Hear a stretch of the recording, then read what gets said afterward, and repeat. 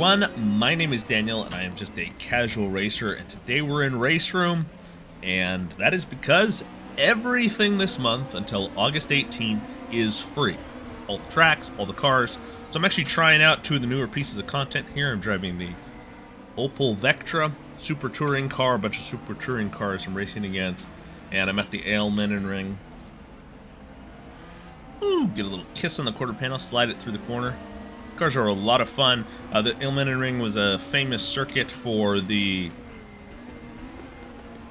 both super touring and DTM race cars in the 80s and 90s, and I just love how Raceroom has started putting these 90s historically accurate tracks and versions of tracks in the game.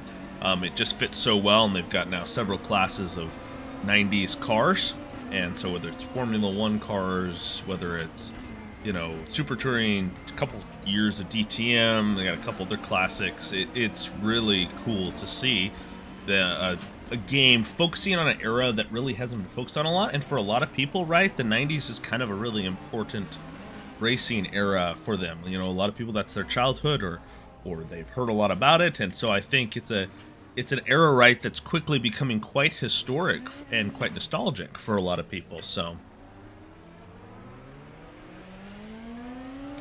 it's really cool to see a sim title focusing on that. So that's what Raceroom's been doing.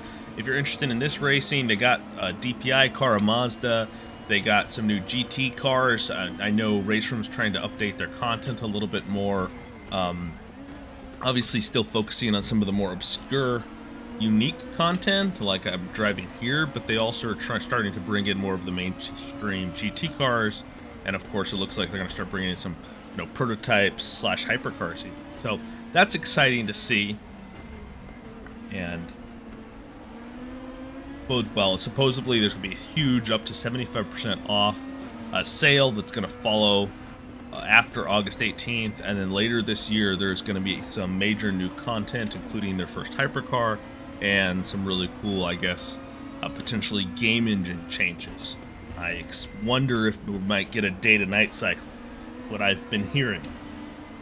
So nothing to do with weather yet, at least I haven't heard anything in that regard, but they're looking to implement a day-night cycle, which, weather, right, I mean, how many people actually race that often in the rain and that type of thing? I don't think it's used as much as people think, but the day-night cycle is needed, especially if you want to put on longer, you know, 24-hour, 12-hour events in Raceroom, which they have some amazing tracks in Raceroom, so be good to see.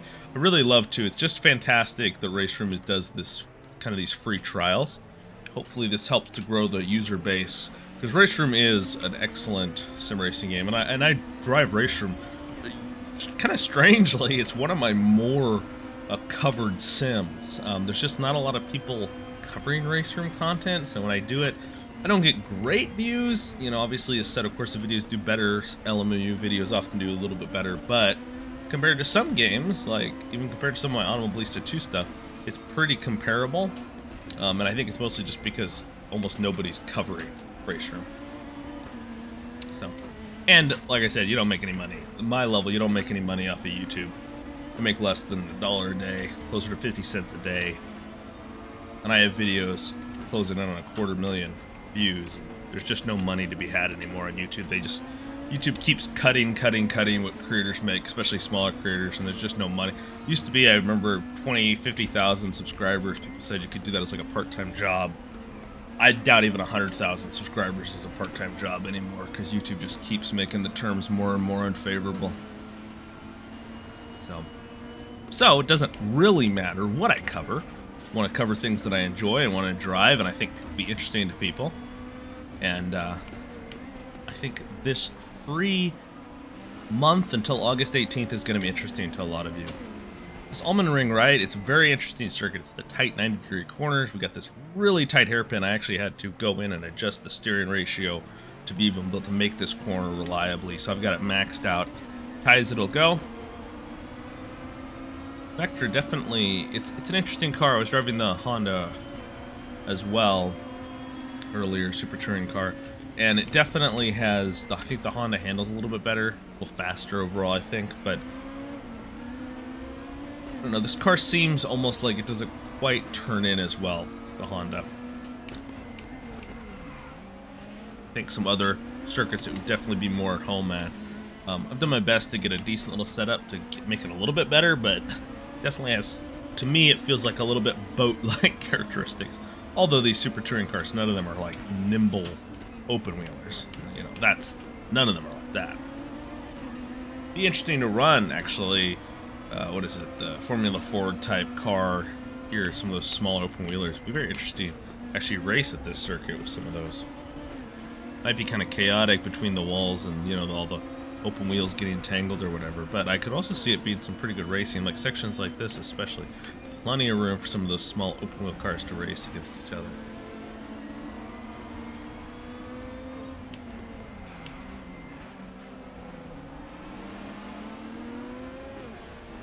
Slow cars ahead. So you're gonna pull outside now.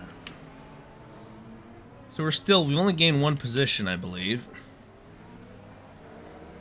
So we come around this 5-lap race. I kind of bogged down there for a second.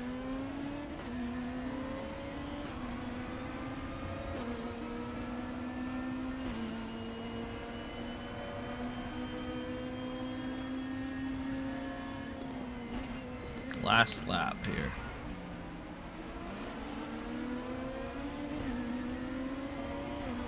See if we can get up. I don't know. I was kind of hoping we'd get into the top 20, but definitely not made enough passes here. Talking and driving to my way that high in the field. It's also just really a difficult track. I mean, you guys can see this.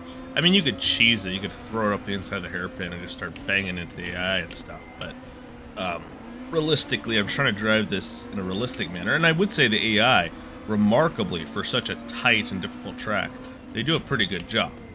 Now, there ain't a lot of fighting for position, but they are navigating the track just fine. You know, they're able to race. They understand what you're doing as a, you know, player. Whew, little kiss on the rear there. Gonna get up the inside. I'm gonna kind of force it here.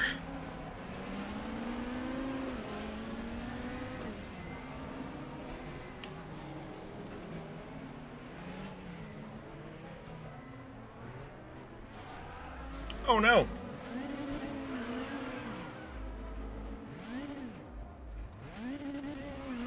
They hit me. It didn't really make a big difference. I wasn't going to make a big run there anyways. Yeah, what a crazy track. Like, this is a track that's not in anything else. Just wild. I love it. Just awesome to have something that unique.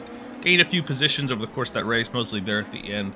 But yeah, check this out if you're interested in whether it's the unique content in Raceroom, whether it's some of the more typical stuff that they're adding more recently. Highly recommend it. Check out Raceroom if you haven't already. This is the month to do it. You got a couple weeks. All free. Everything free. I mean, what's to lose? Give it a try. Hope you enjoyed this video and found it informative, but most of all, I hope you all have a fantastic rest of your week.